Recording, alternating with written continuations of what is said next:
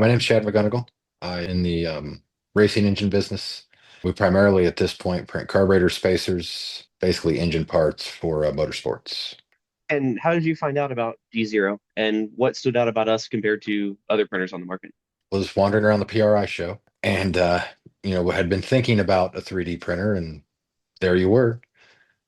Actually, you and I spoke there, and I've got some crazy ideas. I told you about the crazy ideas. You thought it would work. So far, it has, and we've ended up where we are, basically, with just continuing with the craziness. It's like this guy is my type of crazy. Let's do That's something. exactly right. You kind of came with some ideas already. What kinds of problems were you looking to solve, or what kind of applications were you looking at for 3D printing? So initially, which I haven't gotten there yet, but it was really to do an intake manifold. Was honestly the first thought, but there's a number of complexities to that. As I've discovered moving forward, the thought for it came from the fact that they're all cast aluminum. They're used primarily. They're heavy, and they're kind of cumbersome.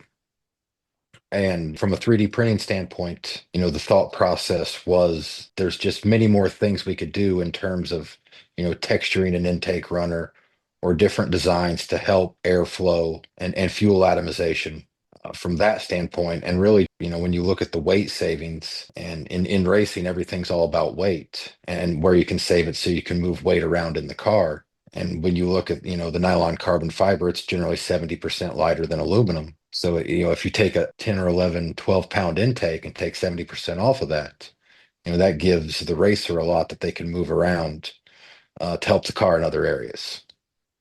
So kind of that intersection of the right process, the right material, and the right part coming together. Correct.